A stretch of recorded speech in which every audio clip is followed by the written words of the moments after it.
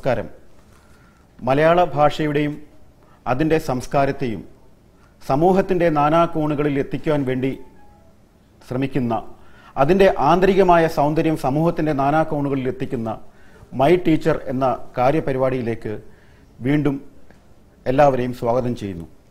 മലയാളത്തിൻ്റെ സാംസ്കാരിക പൈതൃകം ജീവിതത്തിൻ്റെ ലക്ഷ്യമാക്കി ആ ഒരു സംസ്കൃതിയിൽ കൂടിയുള്ള ജീവിതയാത്ര നമ്മളെ എന്നും ധന്യമാക്കുന്നു.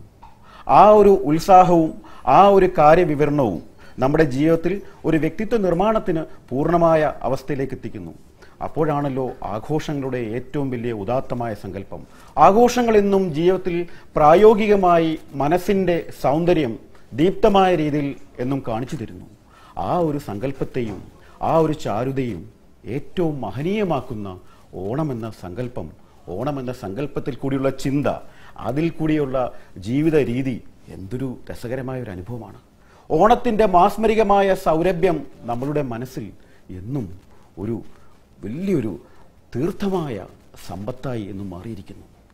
ആ സ്മരണകൾ നമുക്കെന്നും ജീവിതത്തിൽ ഒരു പ്രായോഗികമായി സന്തോഷജനകമായി ഒരു നിർവൃതിയാണ്. ആയതിലേക്ക് ഈ ഒരു കാര്യപരിപാടി ഇന്ന് ഓണവുമായിട്ട് ബന്ധപ്പെട്ട ഒരു കാര്യപരിപാടിയാണ്. ഞാൻ നിങ്ങളെ പരിചയപ്പെടുത്തുന്നു. ആദ്യമായി ഗൗരി ജി നായർ, അടുത്തതായിട്ട് അനുപമ കെ കുമാർ, ശ്രുതിക പത്മകുമാർ, ആർബി, അടുത്തതായിട്ട് പ്രിയംവദ. നമ്മൾ ഇന്ന് അവതരിപ്പിക്കാൻ പോകുന്നത് മലയാളത്തിൻ്റെ ശീലുകൾ അനുസരിച്ചുള്ള ഒരു ഓണത്തിൻ്റെ ജീവിത ക്രമമാണ്. പഞ്ഞമാസം കഴിയുന്നു. പഞ്ഞമാസം കഴിഞ്ഞതിന് ശേഷം നാം ഓണത്തിൻ്റെ കാലത്തിലേക്ക് വരുന്നു.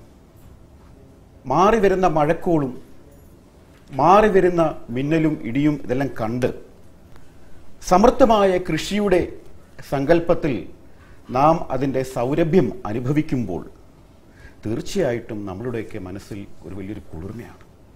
അതുകൊണ്ട് തന്നെ ആ നല്ല കാലത്തിൻ്റെ ഓർമ്മയ്ക്കായി ഓണത്തിൻ്റെ മനോഹരമായ ആ ഒരു ജീവിത ക്രമീകരണം നമ്മളെ എന്നും വിസ്മയചകിതരാക്കാറുണ്ട്. അതുകൊണ്ട് തന്നെ മഹാബലിയുടെ ആ കാലം, അന്ന് ജീവിതത്തിൽ എല്ലാവർക്കും സന്തോഷം, ആദിയില്ല വ്യാധിയില്ല, ഒരു പ്രശ്നങ്ങളുമില്ലാത്ത ഒരു ജീവിതക്രമം, എല്ലാവരും ഒന്നുപോലെ. ആ ഒന്നിൻ്റെ സംസ്കാരം ലോകത്തെ കാണിച്ചു തന്ന ഓണമെന്ന മഹാസങ്കല്പത്തിൽ കൂടി നമ്മളുടെ ഇന്ന് ചിന്തകൾ സമർപ്പിക്കാം. ആ മഹത്തായ കൃതി മാവേലി നാടു വാണിയിടും കാലം എന്ന ആ കവിതാ ശകലം, മലയാളത്തിൻ്റെ സൗരഭ്യം നിങ്ങൾക്ക് മുന്നിൽ സമർപ്പിച്ചോളട്ടെ. മാവേലി നാടു വാണിയിടും കാലം എന്ന ഗാനത്തോട്.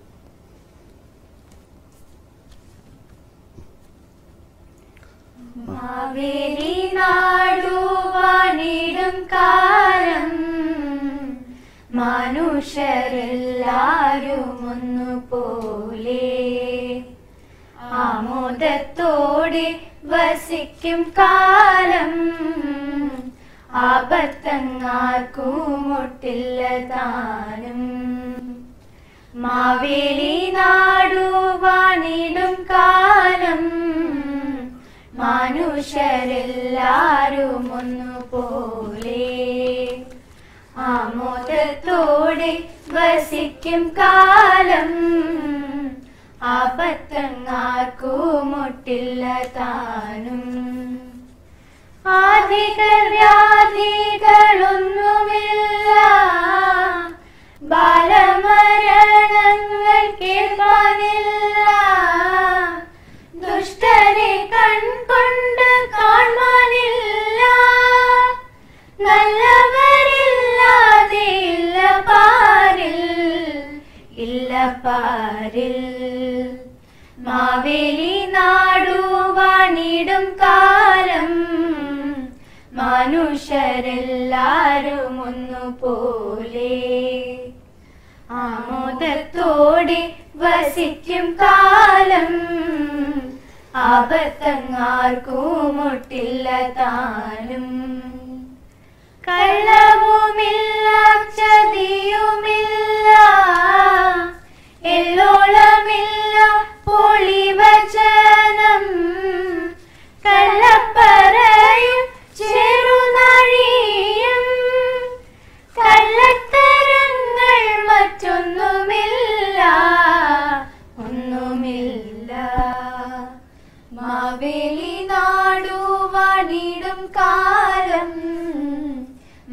മനുഷ്യരെല്ലാരും ഒന്നുപോലെ ആമോദത്തോടെ വസിക്കും കാലം ആപത്തങ്ങാർക്കും മുട്ടില്ല താനും ആപത്തങ്ങാർക്കും മുട്ടില്ല താനും ആപത്തങ്ങാർക്കും മുട്ടില്ല താനും. എത്ര മനോഹരമായ ചിന്ത, എത്ര മനോഹരമായ ആശയം ഓണം.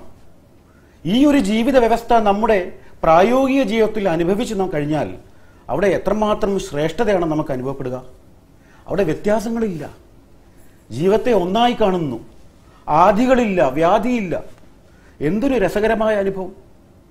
ഇന്ന് മാറുന്ന കാലത്ത് യാന്ത്രികമായ അവസ്ഥയിൽ നമ്മുടെ ജീവിതക്രമം മാറുമ്പോഴും ഇങ്ങനെയുള്ള സങ്കല്പം നമ്മുടെ കുട്ടികളിലും ഇങ്ങനെയുള്ള ചിന്തകൾ നമ്മുടെ സമൂഹത്തിലും ഒരു ഉദാത്തമായ രീതിയിൽ ആ ഒരു സങ്കല്പം കൊണ്ട് ശ്രേഷ്ഠത വന്നാൽ തീർച്ചയായിട്ടും ആ അനുഭവം പൂർണ്ണമാകും.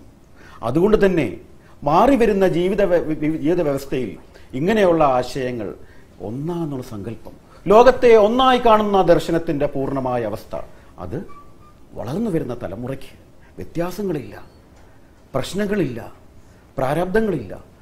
ഇതൊക്കെ ഒരു ജീവിത സംസ്കൃതിയുടെ ഭാഗമായി വരുമ്പോൾ ഈ വരികൾ എപ്പോഴും അതിലുള്ള ശ്രേഷ്ഠതയിൽ കൂടി ഒരു ജീവിത കർമ്മ പന്ഥാവിൽ പൂർണ്ണത നേടുന്നു.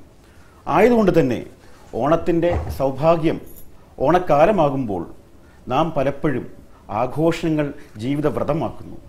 ആഘോഷങ്ങൾ എന്താണ് ജീവിതവ്രതമാക്കുന്നത്? അത് മനസ്സിൻ്റെ ഉള്ളിൽ ഒരു കുളിർമ തരുമ്പോഴാണ് ആഘോഷം പൂർണ്ണമാകുന്നത്. ഒരു വ്യക്തി അവരുടെ സ്വഭാവ രൂപീകരണത്തിൽ കൂടി ഒരു പൂർണ്ണത അനുഭവിക്കുമ്പോഴാണ്. ഒന്ന് ചിന്തിച്ചു നോക്കൂ, ഓണക്കാലത്തിൻ്റെ നമ്മുടെ ഗ്രാമ്യത്തിലുള്ള സങ്കല്പം. കാലം മാറി, എന്നാലും പൂക്കളുടെ പുറകെ നമ്മൾ പോകുന്നു.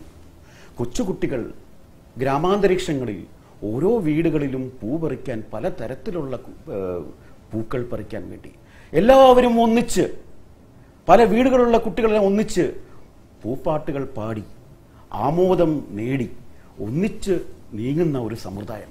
ഇന്ന് ഇങ്ങനത്തെ കാഴ്ചകൾ കാണുന്നില്ലെങ്കിലും ഇത് നമ്മളെ മനസ്സിൽ ഒരു വലിയൊരു സങ്കല്പമായി മാറുന്നു.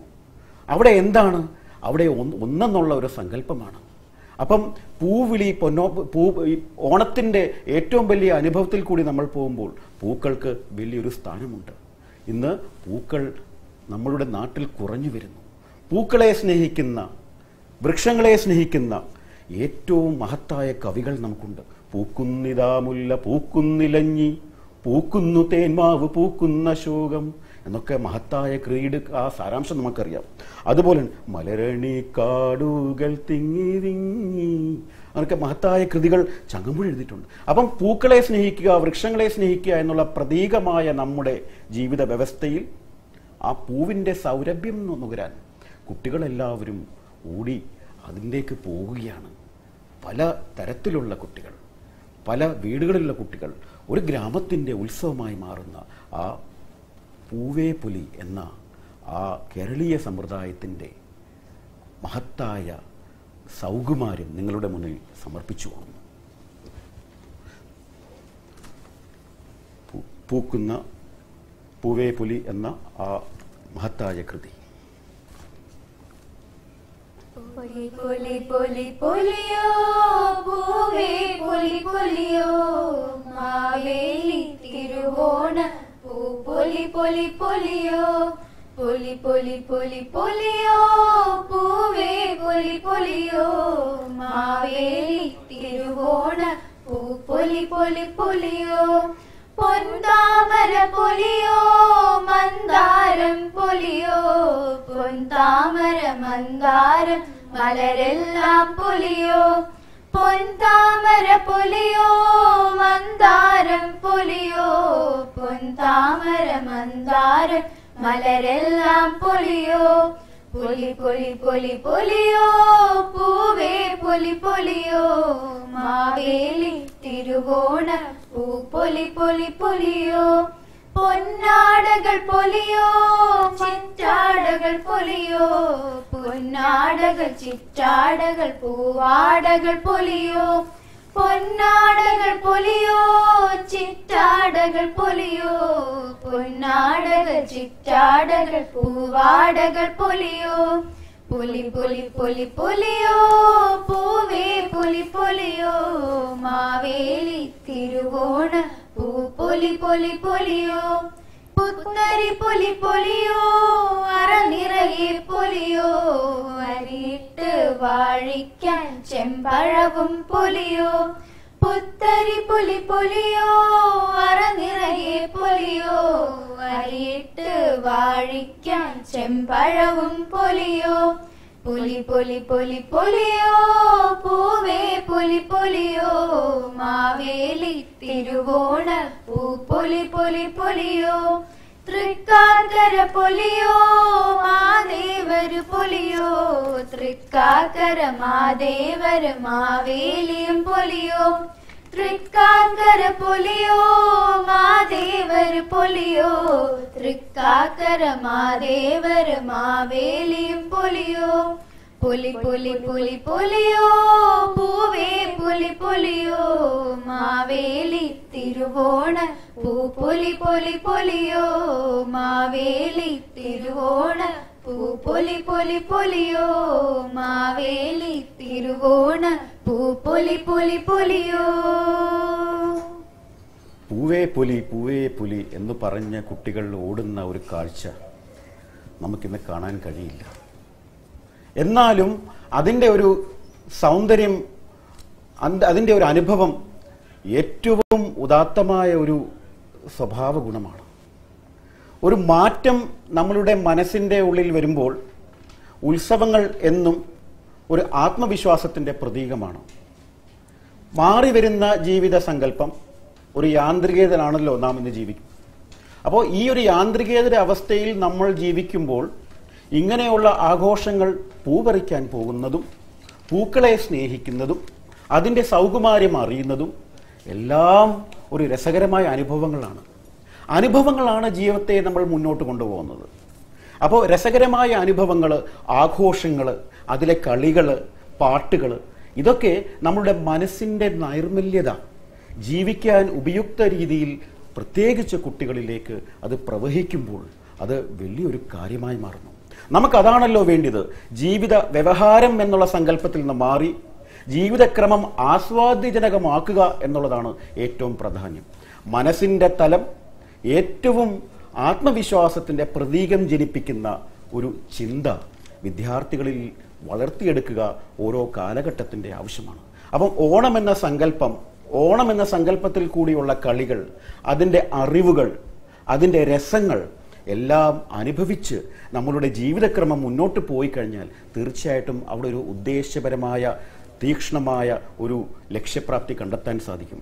അതുകൊണ്ട് തന്നെ ഓണം വിശേഷപ്പെട്ട ഒരു കാര്യമാണ്. ഈ പൂ പറിക്കാൻ പോകുമ്പോൾ ഈ പൂക്കളുടെ സൗരഭ്യം നുകരുമ്പോൾ നമ്മൾ അന്തരീക്ഷത്തിലുള്ള പക്ഷികളെ കാണുന്നു, പക്ഷികൾ പറക്കുന്നതെന്ന് കാണുന്നു, ഈ പൂക്കളും വണ്ടുകളും തമ്മിൽ സംസാരിക്കുന്ന അതിനോടുള്ള ഒരു ആഭിമുഖ്യം എങ്ങനെയാണെന്ന് കാണുന്നു.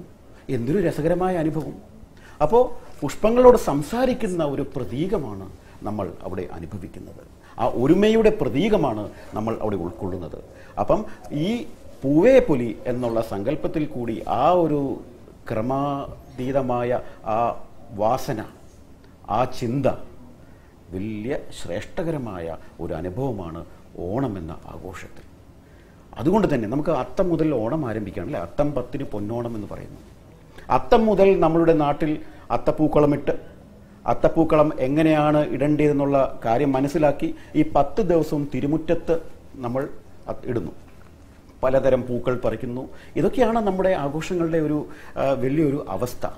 അപ്പോൾ മുറ്റങ്ങളുള്ള സമയത്ത് ആ മുറ്റത്തെ മനോഹരമാക്കിയ മാവേലി മന്നനെ വരവേൽക്കാൻ എന്നൊരു സങ്കല്പം തന്നെ നന്മയെ വരവേൽക്കാൻ എന്നുള്ള ഒരു തീക്ഷ്ണ, ഒരു അത്യന്താപേക്ഷിതമായ, ഒരു തീർത്ഥമായ ഒരു സമ്പത്തിൻ്റെ പ്രവാഹമായിരിക്കണം. കാര്യം ആ ഒരുമയുടെ സങ്കല്പം, ആ നന്മയുടെ സങ്കല്പം, നീതിബോധത്തിൻ്റെ സങ്കല്പം, ഇതെല്ലാം വലിയ ശ്രേഷ്ഠമായ ഒരു അനുഭവമാക്കി തീർന്നാൽ ഓണമെന്ന സങ്കല്പം പൂർണ്ണമാകുന്നു. അതുകൊണ്ട് തന്നെ പല രീതിയിലുള്ള കലകൾ നമുക്ക് കാണാം. പ്രത്യേകിച്ച് ഓണത്തല്ല് നമുക്ക് കാണാൻ പറ്റും. ഇപ്പം പല ഗ്രാമങ്ങളിൽ ഇന്ന് അസ്തമിച്ച് പോകണമെങ്കിൽ ഓണത്തല്ല് നമ്മൾ കളിക്കാറുണ്ട്, കിളിത്തട്ട് കളി കളിക്കാറുണ്ട്. അതുപോലെ തന്നെ ഓണവില്ല് വെച്ച് പാട്ടുകൾ പാടാറുണ്ട്. ഈ ഓണവില്ല് വെച്ച് പാട്ടുകൾ പാടുന്ന സമയത്ത് വലിയൊരു അനുഭവമാണ് നമുക്കുണ്ടാകുന്നത്. ഈ ഒരു അനുഭവങ്ങളെല്ലാം നമ്മളുടെ ജീവിതത്തെ മാറ്റിമറിക്കുന്ന ഒരു രീതി നമുക്കുണ്ടായിരുന്നു. മുത്തശ്ശിമാരുണ്ടായിരുന്നു. അപ്പം മുത്തശ്ശിമാരെല്ലാം ഒരു കഥകൾ പറഞ്ഞ് കഥകൾ പറഞ്ഞു തരുന്ന ഒരു രീതി നമുക്കുണ്ടായിരുന്നു. അപ്പോൾ ഇന്ന് മുത്തശ്ശിമാരില്ല. പലപ്പോഴും നമ്മൾ നാട്ടിലൊക്കെ പോകുമ്പോൾ ഈ മുത്തശ്ശിമാരെയൊക്കെ കാണുമ്പോൾ ആ സമയത്തൊക്കെ ആയിരിക്കും നമുക്ക് കഥ പറഞ്ഞു തരുന്നത്. അപ്പോൾ ഈ കഥ പറഞ്ഞു തരുന്ന ഒരു ശീലം നമ്മളുടെ മനസ്സിൻ്റെ ഉൾത്തലങ്ങളിൽ ഉണ്ടാകുമ്പോൾ അവിടെ ഒരു നന്മയുടെ ഒരു രൂപം നമ്മുടെ മനസ്സിലുണ്ടാകുന്നു.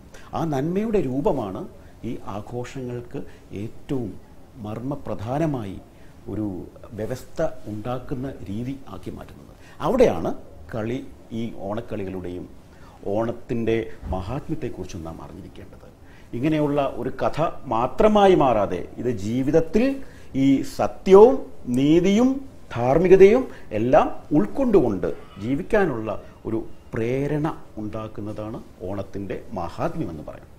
അതാണ് ഓണം എന്ന സങ്കല്പത്തിൽ കൂടി നാം മനസ്സിലാക്കേണ്ടത്. നന്മയുടെ അവസ്ഥ, നന്മയുടെ ചിന്ത, ആത്മവിശ്വാസത്തിൻ്റെ ചിന്ത, ഒരുമ. നിങ്ങൾ കൂട്ടുകാരെല്ലാം കൂടി ഒന്നിച്ചൊരു കാര്യം ചെയ്യുമ്പോൾ എന്ത് രസമല്ലേ? അല്ലേ? ശരിയല്ലേ?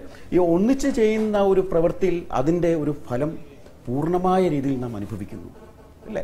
ആ പൂർണ്ണതയാണ് അവിടെ ഓണത്തിന് ഏറ്റവും വലിയ ഒരു ചിന്തയും കർമ്മവും ലക്ഷ്യവും. ഇത് മൂന്നും ഒന്നിച്ചാകുമ്പോൾ ആ ഓണം എന്ന സങ്കല്പത്തോട് പൂർണ്ണമാകുന്നു. ശരി, ഇങ്ങനെ കളികളുടെ കാര്യം പറഞ്ഞപ്പോൾ പലതരം കളികൾ നമുക്കുണ്ട്. പണ്ട് ഓരോ മുക്കിലും ഓണത്തിൻ്റെ പല രീതിയിലുള്ള കളികൾ നമ്മൾ കണ്ടിട്ടുണ്ട്, അല്ലേ? കുട്ടികളെല്ലാം കൂടി, സ്ത്രീജനങ്ങളെല്ലാം കൂടി. അതിൽ ഏറ്റവും പ്രധാനപ്പെട്ടാണ് തുമ്പിതുള്ളൽ. നിങ്ങൾ കേട്ടിട്ടുണ്ടല്ലോ, അല്ലേ? തുമ്പിതുള്ളൽ. അപ്പോൾ ഈ തുമ്പിതുള്ളൽ ഒരു കൊച്ചുകുട്ടി നടുക്കിരിക്കുന്നു, ഒരു പെൺകുട്ടി നടുക്കിരിക്കുന്നു, ചുറ്റും ധാരാളം കുട്ടികളും അമ്മമാരും നാടിൻ്റെ ചുറ്റുമുള്ള പല വീടുകളിലുള്ള ആൾക്കാരോട് കൂടി പലതരത്തിലുള്ള പാട്ടുകൾ പാടുന്നു. അതിൻ്റെ താളത്തിനനുസരിച്ചുള്ള ആ തുമ്പിപ്പാട്ട്, നടുക്കിരിക്കുന്ന ആ തുമ്പി ഒരു പെൺകുട്ടിയാണ്. ആ തുമ്പി ഒന്നാം തുമ്പിയും രണ്ടാം തുമ്പിയും മൂന്നാം തുമ്പിയും നാലാം തുമ്പി, ഇങ്ങനെ 10 വരെ ഉണ്ട്. ഇത്രയും തുമ്പികൾ പാടി അവതരിപ്പിക്കുമ്പോൾ ആ തുമ്പി തുള്ളുന്നു. അപ്പോൾ ഈ തുമ്പപ്പൂവുണ്ട്, ഈ തുമ്പപ്പൂ വാരി വലിച്ച് എറിഞ്ഞുകൊണ്ടിരിക്കും. അപ്പോൾ ഇത് കിട്ടുന്ന ഈ തുമ്പപ്പൂവ് വാരി വലിച്ച് അവസാനം എറിഞ്ഞ ശേഷം ഈ തുമ്പി നടക്കിരുന്ന് തുള്ളുന്നു. അപ്പം തുള്ളി ഈ തുമ്പി താഴെ വീഴുന്നു. അതിനുശേഷം ഈ തുമ്പിപ്പാട്ട് അവിടെ അവസാനിക്കുകയാണ്. ആ ഒരു തുമ്പിപ്പാട്ട് നമുക്ക് ഒന്ന് പാടുക. ഏറ്റവും വലിയൊരു മലയാളത്തിൻ്റെ ഏറ്റവും വലിയ അനുഗ്രഹമാണ് ഈ തുമ്പിപ്പാട്ട് എന്ന് പറയുന്നത്. ശരി, നമുക്ക് തുമ്പിപ്പാട്ട് പാടാം. ഒന്നാം തുമ്പിയും പെറ്റ മക്കളും പുറപ്പെട തുമ്പിത്തുള്ളാൻ, തുമ്പിയിരുമ്പല്ല ചെമ്പല്ല ഓടല്ല തുമ്പിക്കുടൽ മാല പൊന്മാല. രണ്ടാം തുമ്പിയും പെറ്റ മക്കളും പുറപ്പെട തുമ്പിത്തുള്ളാൻ, തുമ്പിയിരുമ്പല്ല ചെമ്പല്ല ഓടല്ല തുമ്പിക്കുടൽ മാല പൊന്മാല. മൂന്നാം തുമ്പിയും പെറ്റ മക്കളും പുറപ്പെട തുമ്പിത്തുള്ളാൻ, തുമ്പിയിരുമ്പല്ല ചെമ്പല്ല ഓടല്ല തുമ്പിക്കുടൽ മാല പൊന്മാല. നാലാം തുമ്പിയും പെറ്റ മക്കളും പുറപ്പെട തുമ്പിത്തുള്ളാൻ, തുമ്പിയിരുമ്പല്ല ചെമ്പല്ല ഓടല്ല തുമ്പിക്കുടൽ മാല പൊന്മാല.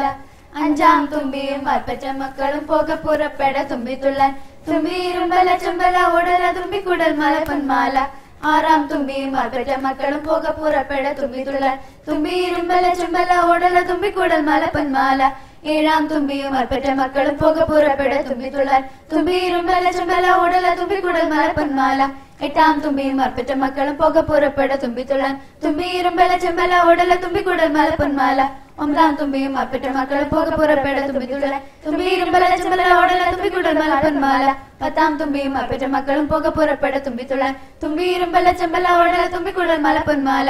തുമ്പിയിരുമ്പല്ല ചെമ്പല്ല ഓടല്ല തുമ്പിക്കുടൽ മാല പൊന്മാല, തുമ്പിയിരുമ്പല്ല ചെമ്പല്ല ഓടല്ല തുമ്പിക്കുടൽ മാല പൊന്മാല.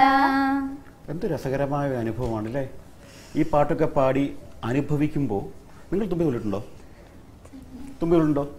ഇല്ല. അപ്പോൾ പ്രത്യേകിച്ച് നാട്ടിൻപുറങ്ങളിൽ ഈ തുമ്പിതുള്ളൽ വളരെ പ്രധാനമായിട്ട് നമുക്ക് കാണാൻ പറ്റും. ഇന്ന് വളരെ കുറവാണ്. ഇപ്പം മുറ്റങ്ങളില്ല. പണ്ട് മുറ്റങ്ങളുണ്ടായിരുന്നു. വീടിൻ്റെ മുറ്റത്ത് പലതരത്തിലുള്ള ചെടികളുണ്ടായിരുന്നു. ഇത് ചെടികൾ വരെ അസ്തമിച്ച് പോകുന്ന ഒരു കാലത്താണ് നാം ജീവിക്കുന്നത്. അപ്പോൾ ഓണത്തിൻ്റെ സങ്കല്പത്തിൽ ഇതൊക്കെ ഇപ്പം തുമ്പപ്പൂവ് തന്നെ കാണാനില്ല. തുമ്പപ്പൂവ് പറിക്കാൻ വേണ്ടി ഇങ്ങനെ ഓടി നടക്കുന്ന ഒരു സമ്പ്രദായം നമുക്കുണ്ടായിരുന്നു. ഒരു വീട്ടിലില്ലേ വേറൊരു വീട്ടിലും ഉണ്ടായിരുന്നു. ഇന്ന് പലയിടത്തും തുമ്പപ്പൂക്കളില്ല. അപ്പം ഇതിൻ്റെ ഒരു മാഹാത്മ്യം എന്ന് പറയുന്നത് ഒരുമയും കൂടാണ്. ഞാൻ എപ്പോഴും പറയും, ഈ കുട്ടികൾ തമ്മിലുള്ള ഒരു ബന്ധം ഉണ്ടായിരുന്നു. പല തരത്തിലുള്ള കുട്ടികൾ അധ്യയനത്തിൽ വിദ്യാലയത്തിൽ പോയ ശേഷം കളികളുമായിട്ട് പാട്ടുകളുമായിട്ട് എന്ത് രസകരമായ ഒരു അനുഭവമാണെന്നറിയാം. ഒരുമ. അപ്പം സൗഹൃദത്തിൻ്റെ ഏറ്റവും വലിയ ഉദാത്തമായ ലക്ഷണശാസ്ത്രമാണ് തുമ്പിതുള്ളൽ.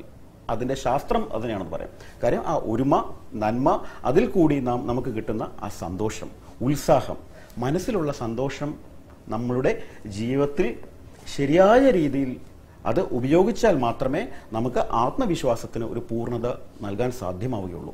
അതാണ് ഓണത്തിനുള്ള ഈ കളികളുടെ ഏറ്റവും വലിയൊരു ശാസ്ത്രീയമായിട്ടുള്ള മാഹാത്മ്യം എന്ന് പറയാം. ആ മാഹാത്മ്യം നാം എന്നും ഉൾക്കൊള്ളേണ്ടതുണ്ട്. അതുപോലെ തന്നെ നമ്മൾ എത്രയോ നല്ല ഓണപ്പാട്ടുകൾ കേട്ടിട്ടുണ്ടല്ലേ, കവിതകൾ, പലതരത്തിലുള്ള മഹാരഥന്മാരായ കവികൾ നമുക്കുണ്ടല്ലേ. എത്രയോ കവികൾ ഈ പാടുന്ന ഈ പാട്ടുകൾ നമുക്ക് വളരെ സുഖകരമായിട്ട് അനുഭവം നമുക്ക് തരുന്നുണ്ട്. അപ്പം ഓണത്തിൻ്റെ ഓരോ ദിവസം അത്തം മുതൽ നാം കാണുന്ന ഓരോ കാര്യം, പ്രകൃതിയിൽ വരുന്ന മാറ്റം. ഈ ഓണത്തിൻ്റെ ഈ കർക്കിടക മാസം നിങ്ങൾക്ക് അറിയാമല്ലോ. ഈ കർക്കിടക മാസം കഴിഞ്ഞ ശേഷമാണ് നമുക്ക് ചിങ്ങമാസത്തിലേക്ക് വരുന്നത്. ഈ കർക്കിടക മാസത്തിലുള്ള ഈ മഴയെല്ലാം മാറി ആകാശമെല്ലാം വലിയ നല്ല ആകാശത്തിൻ്റെ ഒരു സൗന്ദര്യം ആ സമയത്താണ് കാണേണ്ടത്. അതുപോലെ തന്നെ നല്ല കാറ്റ്, എന്താ മന്ദമാരുതിന് അറിയില്ല, മന്ദമാരുതിന് വീശി വരും. ഈ ചെറിയ ഓണക്കാറ്റെന്നൊക്കെ പറയും. ഓണക്കാറ്റ്, മരങ്ങളെല്ലാം വെട്ടിക്കളഞ്ഞ ഓണക്കാറ്റൊക്കെ പോകും കേട്ടോ. അപ്പോൾ ഈ ഓണക്കാറ്റ് ഇങ്ങനെ പതിയെ വരുമ്പോൾ നമ്മുടെ ദേഹത്തൊന്ന് സ്പർശിക്കുമ്പോൾ ഭയങ്കര സുഖമാണ്. അത് പലതരത്തിലുള്ള വൃക്ഷങ്ങളുണ്ടായിരുന്നു. മാവുണ്ടായിരുന്നു, പ്ലാവുണ്ടായിരുന്നു, പലതരത്തിലുള്ള ചെടികൾ, തെച്ചിയ, ചെമ്പരത്തിയ, മുറ്റത്ത് എത്ര തരം മരങ്ങളാണ്. അപ്പോൾ നാം ഇന്ന് ഈ മരങ്ങളെയൊക്കെ വെട്ടിക്കളഞ്ഞുകൂടാ. കാര്യം നമ്മുടെ മണ്ണിനോടുണ്ടാകുന്ന ഈ മരങ്ങൾ നമ്മുടെ ഉത്സവത്തിനും നമ്മുടെ ജീവിതത്തിനും ഇതുപോലുള്ള പ്രക്രിയയ്ക്കും എല്ലാം സഹായകരമാണ്. അത് സ്നേഹിക്കുക എന്നുള്ളതാണ് ഏറ്റവും പ്രധാനപ്പെട്ട ഒരു വിഷയം. ശരി, അപ്പോൾ നമുക്ക് ഒരു പ്രശസ്തരായ കവികൾ നമുക്കുണ്ട്. നിങ്ങൾ കേട്ടോണം, പി കുഞ്ഞിരാമൻ നായർ എന്ന കവിയുടെ. അദ്ദേഹം ഓണത്തിനെക്കുറിച്ച്, പ്രകൃതിയെക്കുറിച്ച് വളരെ നല്ല രീതിയിൽ അവതരിപ്പിച്ച കവിതകളുണ്ട്. അതിലുള്ള അർത്ഥതലങ്ങൾ നമുക്ക് എന്താ പറയുക, ഒരു സൗകുമാര്യം മനസ്സിൻ്റെ തലങ്ങൾ തന്നിട്ടുണ്ട്. അപ്പോൾ നമുക്കൊരു ഓണക്കവിത പാടിയാലോ? ഓണക്കവിത പി കുഞ്ഞിരാമൻ നായരുടെ ഓണം 2 എന്ന കവിത നമുക്ക് അവതരിപ്പിക്കാം. തന്മുഖമൊട്ടു കറുപ്പിച്ചൊരു കർക്കടമാസം പറന്നുപോയി, പൊന്നും പുലരി ചിരിച്ചു വന്നു, വന്നുപോയി ഓണക്കാലം. പൊന്നിൻ കതിർക്കുല ചൂടിക്കൊണ്ട്, മിന്നുന്ന പട്ടാട ചാർത്തിക്കൊണ്ട്, പുത്തൻ മരരിൽ കുളിച്ചുകൊണ്ട്, വന്നുപോയി ഓണക്കാലം. നീലസ്ഫടികം വിരിച്ച വാനിൽ ലോല നക്ഷത്രം ചിരിച്ചു പൊന്തി, പുത്തൻ വെള്ളാമ്പലുണർന്നെണീറ്റു, വന്നുപോയി ഓണക്കാലം. വാനത്തിൽ പൊന്മുകിൽ തുണ്ടു കാൺമോ, വാഴപ്പഴം നുറുക്കുന്ന പോലെ, എല്ലാം കറന്നു കഴിഞ്ഞ പാടത്തിൻ്റെ അകിടു ചടച്ചു പോയി. ഒപ്പം നമുക്ക് കൊണ്ടാടാമല്ലോ ഒത്തൊരുമിച്ചൊര പുണ്യകാലം, വന്നുപോയി ഓണക്കാലം, ഒന്നായി തീരുന്ന പുണ്യകാലം. ഒന്നായിത്തീരുന്ന പുണ്യകാലം, എന്ത് രസകരമായിട്ടാണ് അദ്ദേഹം എഴുതിയിരിക്കുന്നത്. ഒന്നായിത്തീരുന്ന പുണ്യകാലം, ഓണത്തെക്കുറിച്ച് മഹാകവി പി കുഞ്ഞിരാമൻ നായർ എഴുതിയിരിക്കുന്നത്. നമുക്ക് ആ ഒന്നിനെയാണ് ആസ്വദിക്കേണ്ടത്. അതാണ് ഓണത്തിന് ഉള്ള ഏറ്റവും മഹനീയമായ സങ്കല്പം. നമുക്ക് എത്രയൊക്കെ കളികൾ, കടുവാകളികൾ കണ്ടിട്ടുണ്ടല്ലേ? കടുവാകളി കണ്ടിട്ടുണ്ട്, പിന്നെന്തൊക്കെ കണ്ടിട്ടുണ്ട്, പിന്നെന്തൊക്കെ കണ്ടിട്ടുണ്ടോ പറയൂ. തിരുവാതിരക്കളി, പിന്നെന്ത് കണ്ടിട്ടുണ്ട്? കിളിത്തട്ട് കളി കണ്ടുണ്ടോ? കിളിത്തട്ട് കളി ഉണ്ട്, കിളിത്തട്ട് കളിയുണ്ട്. അപ്പം ഈ പലതരത്തിലുള്ള ഓലപ്പന്ത് കളി, പല ഓലപ്പന്തൊക്കെ ഉണ്ടാക്കി ഈ ഓലപ്പന്തൊക്കെ എറിഞ്ഞ് കളിക്കുന്ന ഒരു രീതി കൊണ്ടായിരുന്നു. അതുപോലെയാണ് കിളിത്തട്ട്. നമ്മുടെ ഇതിൻ്റെ ചുറ്റും, നമ്മുടെ പൂക്കളത്തിൻ്റെ ചുറ്റും ഒരു 4 കളം വരച്ച ശേഷം ഇത് ഈ ചാടി കളിക്കുന്ന ഒരു കളിയുണ്ട്, ഈ കിളിത്തട്ട് കളി. ഇന്ന് പലയിടത്തും കാണാനില്ല ആ കളി. നമ്മൾ ആ രീതിയിലൊക്കെ മാറി വന്നുകൊണ്ട് ഇതൊക്കെ നമുക്ക് മനസ്സിൻ്റെ ഉൾത്തടങ്ങളിൽ നിന്ന് മാറിക്കിട്ടി.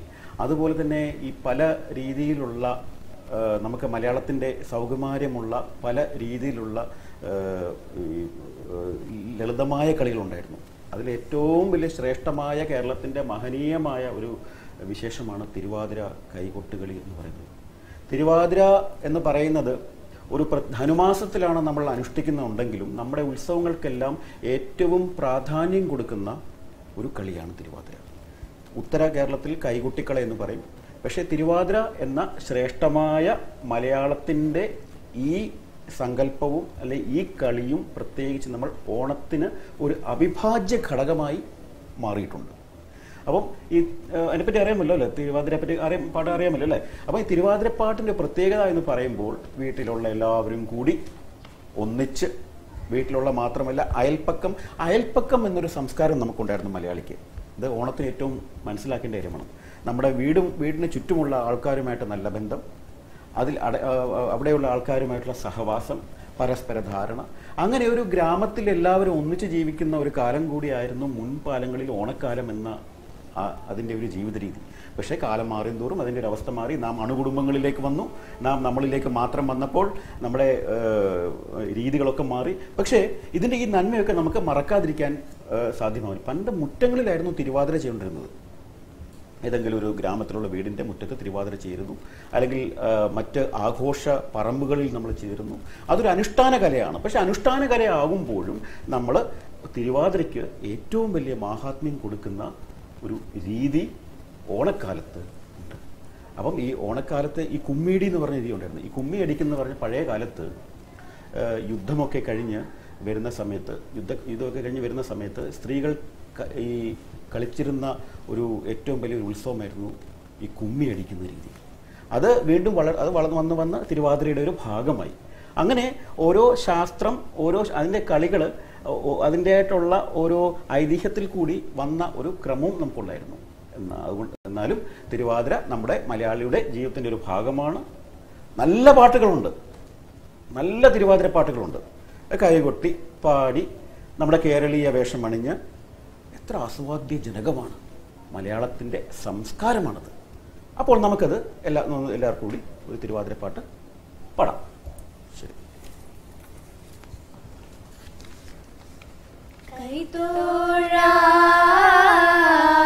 കൈത്തോഴാം കൃഷ്ണ കൈത്തോഴാം കൈത്തോഴാം കൃഷ്ണ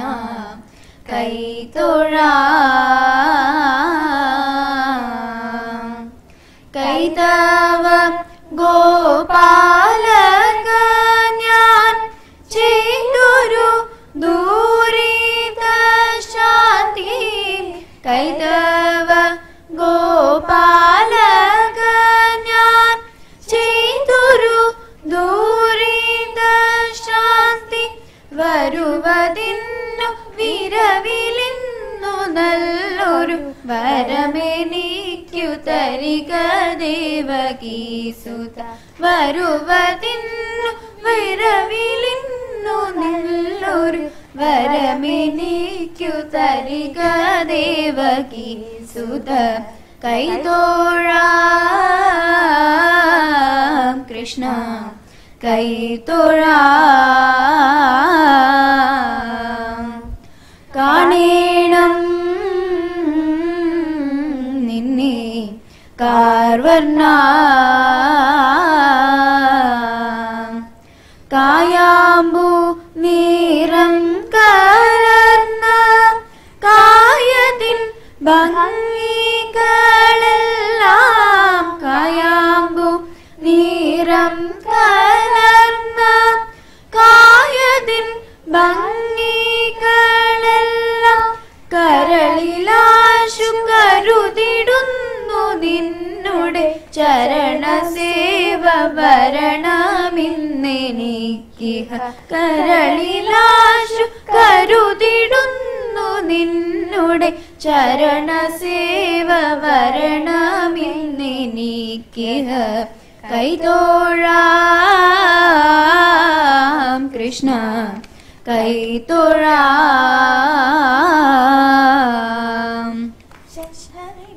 സഭനടുവിൽ മംഗമാരി നിങ്ങൾ വന്നിടുവിൻ, കങ്കണജലം മീനുങ്ങവെ ചെങ്കയിൽ വ്യാളം പീഡിച്ചുരങ്ങൾ ശിലം ഗുരുപദ പങ്കജമൂലം നീരച്ചു നാം രാഗത്തിൽ തങ്കത്തിന് സംഗീത ഗീത കർപ്പൂരത്തിൽ കുമ്മിയടിച്ചിടണം, നല്ല മേളത്തിൽ കുമ്മിയടിച്ചിടണം, നല്ല മേളത്തിൽ കുമ്മിയടിച്ചിടണം. ബാലകൃഷ്ണൻ അമ്പാടിയിൽ ലീലയായി വളർന്നു, കാലമറ്റു ചെന്ന നേരം ബാലകേളി നിന്നു. മാലതി ശരണദന കാലമതു വന്നു, ബാലകേളി തിരഞ്ഞവൻ ചാരവേ നടന്നു, ചാരവേ നടന്നു, ചാരവേ നടന്നു. തിരുവാതിരയിൽ ഏറ്റവും പ്രധാനമായിട്ട് നമ്മൾ നടുക്കൊരു വിളക്ക് വെക്കുന്നു. വിളക്ക് വെച്ചതിന് ശേഷം ചുറ്റും കേരളീയ വേഷമറിഞ്ഞ മംഗമാർ, കൊച്ചുകുട്ടികളും ഉൾപ്പെടെയുള്ള ആൾക്കാർ കളിക്കാറുണ്ട്. അപ്പം ഇവരെല്ലാം കൂടി തിരുവാതിരപ്പാട്ട്, അതുപോലെ കുമ്മിയടിപ്പാട്ട്, ഇതെല്ലാം കൂട്ടി ഒന്നിച്ച് താളത്തിനനുസരിച്ച് അത് പാടാൻ വേണ്ടി വേറെ കുറേ ആൾക്കാർ ഇതിൻ്റെ രണ്ട് വശങ്ങളായിട്ട് കാണും. അത് പ്രായമായ അമ്മൂമ്മമാർ മുതൽ കുട്ടികൾ മുതൽ നമ്മുടെ വീടിൻ്റെ ചുറ്റുമുള്ള ആൾക്കാരെല്ലാം കൂടി ഒന്നിച്ചിരുന്നാണ് അത് പാടുന്നത്. ഇതിൻ്റെ ഒരു മഹാത്മ്യം എന്ന് തന്നെ പറയുന്നത് എന്ത് രസകരമായ ഒരു അനുഭവം. ഈ പാട്ടിൻ്റെ ഒരു താളം തന്നെ നോക്കൂ. ഈ പാട്ട് കേൾക്കുമ്പോൾ തന്നെ മനസ്സിനൊരു പ്രത്യേകമായിട്ടുള്ള ഒരു അനുഭവം, ഒരു ഉത്സാഹത്തിൻ്റെ ഒരു പ്രതീകമുണ്ടാകും. അങ്ങനെയുള്ള ഒരു സംഗീതാത്മകമായ ചിട്ടയിലാണ് അത് ഉണ്ടാക്കി വച്ചിരിക്കുന്നത്. അപ്പോൾ ഇങ്ങനെയുള്ള ആഘോഷങ്ങൾ പലപ്പോഴും ഇതിൻ്റെ നമുക്കറിയാം, ഈ തിരുവാതിര ഇന്ന് പല സ്ഥലങ്ങളിൽ നമ്മൾ ഉപയോഗിക്കുന്നുണ്ട്. ഇതിൻ്റെ ഒരു ലാസ്യഭാവം, പലതരത്തിലുള്ള ലാസ്യഭാവം ലളിതീവൽക്കരിച്ച് അതിൻ്റെ ആ മുഖഭാവങ്ങളും ആ എന്താ പറയുക അതിനോടുള്ള ആരാധനാ പരിക്രമം എല്ലാം കൂടി ഒന്നിച്ച് ആ നൃത്ത രൂപാന്തരത്തിൽ കൊണ്ടുവന്നിട്ടുണ്ട്. പല നൃത്തങ്ങളുടെ ആ ഭാവങ്ങൾ, പ്രത്യേകിച്ച് മോഹിനിയാട്ടത്തിലും ഭരതനാട്യത്തിലും മറ്റ് കേരളീയ കലകളിലെയും പല കാര്യങ്ങൾ ഇതിനകത്ത് എടുക്കുന്നുണ്ടെന്ന് ആൾക്കാർ. പക്ഷേ ഇതിൻ്റെ ലാളിത്യമാണ് ഏറ്റവും പ്രധാനം. കുളിച്ച് അതിനുശേഷം ഈറനണിഞ്ഞ് പണ്ടത്തെ കാലത്ത് കുളങ്ങളൊക്കെ ഉണ്ടായിരുന്നു. ഇപ്പം കുളങ്ങളൊക്കെ നമ്മുടെ നാട്ടിൽ നിന്ന് അസ്തമിച്ചിട്ടുണ്ട്. പക്ഷേ കുളങ്ങളുടെ ഒരു മഹാത്മ്യം എന്ന് പറയുന്നത് ഈ കുളത്തിൽ മുങ്ങിക്കുളിച്ച് തുടിച്ച് കളിച്ച് എന്ത് രസകരമായ അനുഭവം അറിയോ. അപ്പം ഈ കുളത്തിലുള്ള ഈ മുങ്ങിക്കുളിയും തുടിച്ചുകളും അതിന് ശേഷമാണെങ്കിൽ വീട്ടുമുറ്റത്ത് വന്ന് നടുക്കൊക്കെ ഒരു വിളക്കൊക്കെ വെച്ച് ചുറ്റും ഒന്നിച്ച് പാടി ആഘോഷിക്കുമ്പോൾ ഒരു അനുഭവമാണിത്. അത് ഓണക്കാലത്ത് ധനുമാസത്തിൽ അനുഷ്ഠിച്ചിരുന്ന ഈ തിരുവാതിര, ഇത് കൈകൊട്ടിക്കളിയായിട്ടും ചില ഭാഗങ്ങളിൽ തിരുവാതിരയുമായിട്ടും നമ്മൾ അനുഷ്ഠിച്ചു വരുന്നു. ഒരു ഏകതയുടെ, ഏകസങ്കല്പത്തിൻ്റെ, ഓണത്തിൻ്റെ മഹാത്മ്യം വളരെ വലുതായിട്ട് കുറിക്കുന്ന ഒരു രീതിയാണ് തിരുവാതിരക്കളി. അത് ആരോഗ്യപ്രദമായും മാനസികമായും അതിന് വലിയൊരു ബലം നമുക്ക് തരുന്നു. ആ ബലം എന്ന് പറയുന്നത് നമുക്ക് ജീവിക്കാനുള്ള ഉത്സാഹത്തിൽ കൂടിയുള്ള ഒരു പ്രയാണം കൂടിയാണെന്ന് പറയാം. അത് നമ്മൾ മനസ്സിലാക്കുക. മലയാളത്തിൻ്റെ ഏറ്റവും ശ്രേഷ്ഠമായ വലിയൊരു അനുഭവമാണ് വള്ളംകളി എന്ന് പറയുന്നത്. പല തരത്തിലുള്ള വള്ളംകളി കേരളത്തിൽ പല രീതിയിൽ നമ്മൾ കണ്ടിട്ടുണ്ടല്ലേ. അപ്പോൾ ഈ വള്ളംകളി എന്ന് പറയുന്നത് ഈ ഒരു കരയുടെ, ഒരു സമൂഹത്തിൻ്റെ ഒന്നിച്ചുള്ള ഒരു ആരോഗ്യവും മനസ്സിൻ്റെ ഏകതയും എല്ലാം കൂടെ ഒന്നിച്ച് ചെയ്യുന്ന ഒരു പ്രതീകമാണ്. അത് ഈ പ്രകൃതിയോടുള്ള ഒരു ബന്ധവും, പ്രകൃതിയോടുള്ളൊരു സ്നേഹവും, ജലത്തോടുള്ള ഒരു സ്നേഹവും, ആ സംഗീതത്തോടുള്ള ഒരു സ്നേഹവും, അതിൽ അടങ്ങിയിരിക്കുന്ന ആ വൃത്തത്തിൽ അധിഷ്ഠിതമായ ആ അലങ്കാരമുണ്ട്. പാട്ടുകളിൽ ഒരു അലങ്കാരമുണ്ട്. ആ ആലങ്കാരികമായ പാട്ടുകളെല്ലാം ഒന്നിച്ച് ഒന്ന് പാടിയെടുക്കുമ്പോൾ ഒരനുഭവമാണ്. നിങ്ങൾ വള്ളംകളി കണ്ടിട്ടുണ്ടോ? വള്ളംകളി എവിടെ കണ്ടിട്ടുണ്ട്? കുട്ടനാടൻ ഓർമ്മ നിങ്ങൾ കണ്ടിട്ടുണ്ടോ? വള്ളംകളി നല്ല രസകരമല്ലേ? അപ്പോൾ ഈ വള്ളംകളി നമ്മളുടെ മനസ്സിൽ ഒരു പ്രത്യേകത, എന്തനുഭവം നിങ്ങൾക്ക് ഉണ്ടാകുന്ന വള്ളംകളി കാണുമ്പോൾ? എങ്ങനെ? സന്തോഷം തോന്നും. വള്ളംകളി കാണുമ്പോൾ എന്ത് തോന്നും? നല്ല സന്തോഷം തോന്നും. അപ്പോൾ ഇങ്ങനെയുള്ള വള്ളംകളി നമ്മളുടെ മനസ്സിന് ഒരു സൗകുമാര്യം, ഒരു അനുഭൂതി, ആമോദം എന്ന് പറയുമല്ലോ, അത് നല്ലതായി തരുന്ന ഒരു ഉത്സവ പ്രതീകമാണ്. അപ്പോൾ ഇത് നദോന്നത വൃത്തത്തിലാണ് പലപ്പോഴും വള്ളംകളി. നദോന്നത എന്ന അർത്ഥം ഉയർന്നും താണെന്നുള്ള അർത്ഥമാണ്. നദ ഉന്നത, ഉന്നത നദ ഉന്നത, ഉയർന്നും താണും എന്നുള്ള. അതിന് പ്രത്യേകത എന്ന് വെച്ച് കഴിഞ്ഞാൽ നമ്മൾ ഈ വള്ളം ഈ തുഴയുന്ന സമയത്ത് ഉയർന്നും താണും ഇങ്ങനെ തുഴയുന്നത്. അപ്പോൾ ഇങ്ങനെ തുഴയുന്ന സമയത്ത് നദോന്നത എന്ന വൃത്തത്തിൽ ആ പാട്ട് ചിട്ടപ്പെടുത്തിയെടുക്കുമ്പോൾ അതിൻ്റെ ഒരു ശോഭ വളരെ വലുതായിരിക്കും. അപ്പം വെള്ളത്തിലേക്ക് തുഴയുന്ന ആ തുഴച്ചിൽക്കാരൻ ആ വൃത്തത്തിൽ അധിഷ്ഠിതമായ ആ താളം മനസ്സിൽ ഉൾക്കൊണ്ട് വെള്ളത്തിലേക്ക് തുഴയുമ്പോൾ ആ വൃത്തത്തിലുള്ള പാട്ട് ഒരു വള്ളപ്പാട്ടായി മാറുമ്പോൾ അവിടെ വലിയൊരു അനുഭൂതി ഉണ്ടാകുന്നു. ആ താളനിബിഡമായ സംഗീതമാണ് ഈ വള്ളംകളി എന്ന് പറയുന്നത്. മനോഹരമായ വള്ളംകളി നമുക്ക് കാണാൻ പറ്റും. ചരിത്രപ്രസിദ്ധമായ ആറന്മുള വള്ളംകളി നിങ്ങൾ കേട്ട് കാണും. വളരെ എന്താ പറയുക, ഈ ഉയർന്ന അമരം, 3-4 അടനയമ്പുകാർ, പിന്നെ പലതരത്തിലുള്ള തുഴച്ചിൽക്കാർ, ഇവരെല്ലാം തുഴയുന്നത് ഒന്നിച്ച് ഒരേ മനസ്സോടെ ആ പാട്ടെല്ലാം ഒന്നിച്ച് പാടിയെടുത്ത് യാതൊരു ചിന്തയുമില്ലാതെ ആ സംഗീതത്തോടും ആ ജലത്തോടും പ്രകൃതിയോടും ഒന്നായി സമ്മേളിക്കുന്ന ഒരു പ്രതീകം വളരെ രസകരമാണ്. നമുക്കതൊന്ന് കാണാം. വളരെ മനോഹരമായ ആ വള്ളംകളി നിങ്ങൾ കണ്ടിട്ട് എന്തോന്നു? നിങ്ങൾക്കത് നല്ല ഉത്സാഹം തോന്നില്ല അല്ലേ? ഇത് അതിനകത്ത് ഓരോരുത്തരെയും ഒരേപോലെ, യാതൊരു വ്യത്യാസമില്ല, വേറെ ഒരു ചിന്തയുമില്ല. ആ ജലത്തോടുള്ള ഒരു സംവേദനമാണ് നടക്കുന്നത്. ഇത് ഓണത്തിന് ഉത്രട്ടാതി കിടക്കുന്ന ചരിത്രപ്രസിദ്ധമായ ഒരു വള്ളംകളിയാണ്, വർഷം നൂറ്റാണ്ടുകളായിട്ട്. അപ്പോൾ ഇതിൻ്റെ അകത്തൊരു രസം എന്ന് പറയുന്നത് ആ ജലത്തോട് തുഴയുന്ന സമയത്ത് ആ ജലത്തോടുള്ളൊരു ബന്ധം ജലത്തോടുള്ള ബന്ധം എന്ന് പറയുന്നത് പ്രകൃതിയുമായിട്ടുള്ളൊരു ബന്ധമാണ്. ഈ പ്രകൃതിയുമായിട്ടുള്ള ബന്ധം നമ്മൾ മനുഷ്യൻ എന്ന് പൂർണ്ണമായിട്ട് ഉണ്ടാകുന്നുവോ ആ സമയത്ത് ഒരു വലിയൊരു അനുഭവമാണ് ഉണ്ടാകുന്നത്. അപ്പോൾ നിങ്ങളൊരു പക്ഷിയെ നോക്കൂ അല്ലേ? ഇപ്പോൾ ഓണക്കാലത്ത് പലതരത്തിലുള്ള പക്ഷികൾ നമ്മുടെ നാട്ടുപുറങ്ങളിൽ വരാറുണ്ട്, ദേശാടൻ പല സ്ഥലത്തു നിന്ന്. അപ്പോൾ പലതരത്തിലുള്ള പക്ഷികളെ നമുക്ക് കാണാം. ആ പക്ഷികളെ നോക്കി ഇങ്ങനെ അതിനോട് സംസാരിച്ച് ഒന്ന് ചിരിച്ച്, പക്ഷികളെ നോക്കി ചിരിക്കാറുണ്ട്. കൊച്ചു കുട്ടികൾ കണ്ടില്ലേ, പക്ഷിയെ നോക്കി ചിരിക്കാറുണ്ട്. അത് എന്താണ് ചിരിക്കുന്നത്? അതൊരു അനുഭവമാണ്, അവർക്കൊരു രസമാണ് അതിൽ. അപ്പോൾ ഈ ശരിയായിട്ടുള്ള രീതിയിൽ ഈ തുഴഞ്ഞു വരുമ്പോൾ ഈ ദൂരെ നിന്ന് കാണാൻ ഭയങ്കര രസകരമായ അനുഭവമാണ് കേട്ടോ.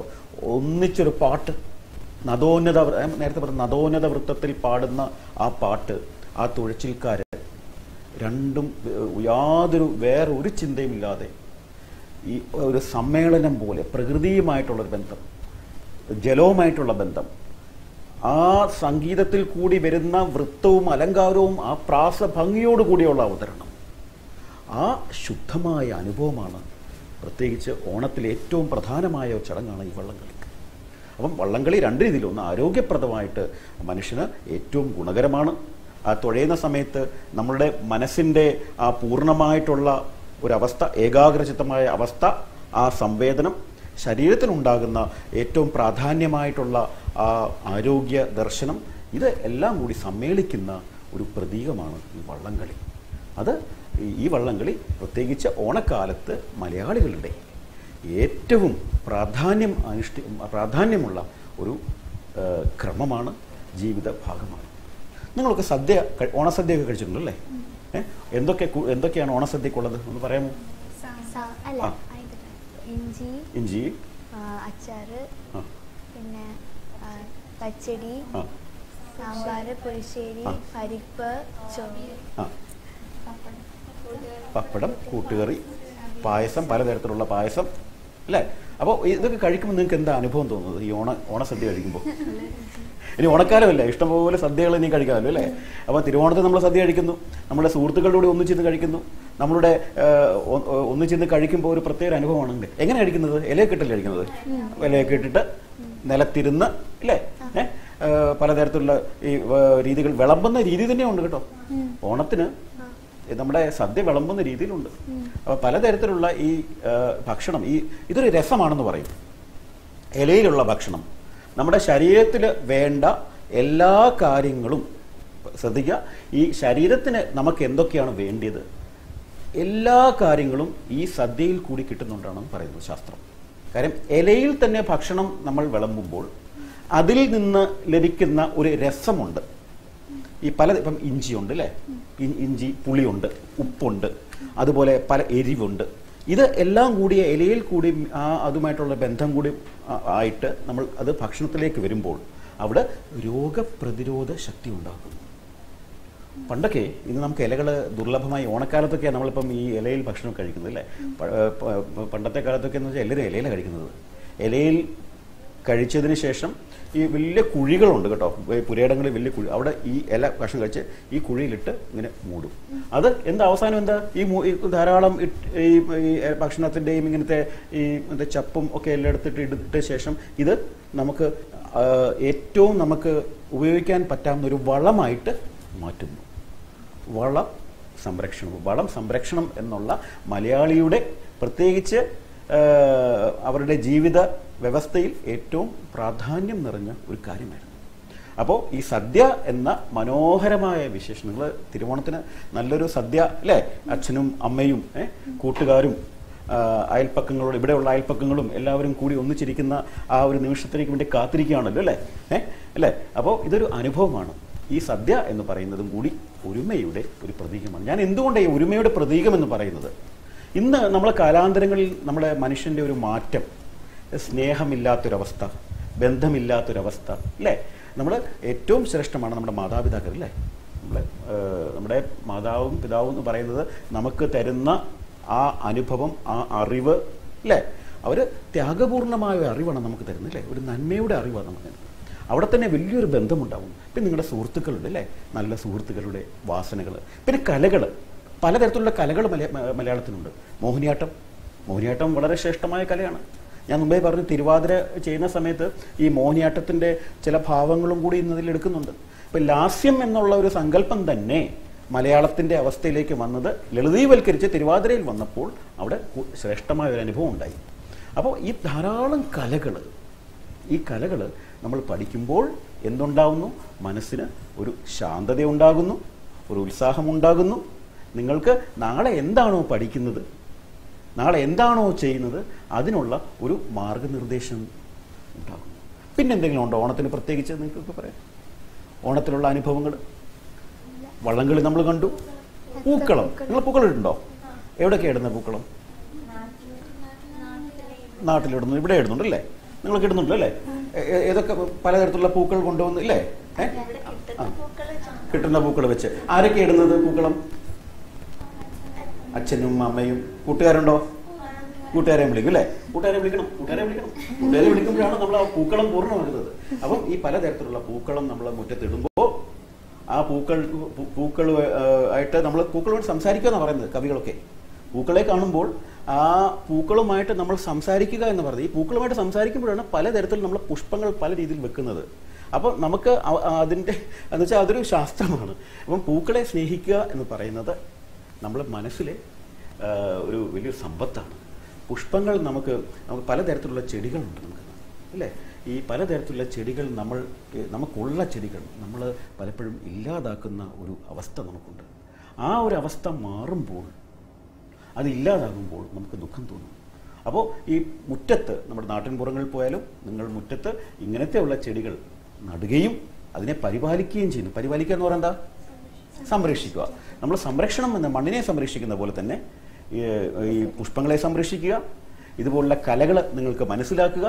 അപ്പം എങ്ങനെയാണ് ഇതിൻ്റെ അറിവുകൾ നിങ്ങൾക്ക് കൂടുന്നത്? പല മുത്തശ്ശിമാരൊക്കെ നിങ്ങളുടെ വീട്ടിൽ മുത്തശ്ശിമാരോട് ചോദിക്കണം, മുത്തശ്ശിമാരോട് ഇതിനെപ്പറ്റിയുള്ള കഥകൾ ചോദിക്കണം, ഇതിനെക്കുറിച്ചുള്ള അറിവുകൾ നിങ്ങൾ മനസ്സിലാക്കണം. ഇങ്ങനെ പല രീതിയിലുള്ള അറിവുകളും പല രീതിയിലുള്ള അനുഭവങ്ങളും നിങ്ങളുടെ മനസ്സിൽ വരുമ്പോൾ നിങ്ങൾക്ക് വലിയൊരു സമ്പത്തായി മാറും.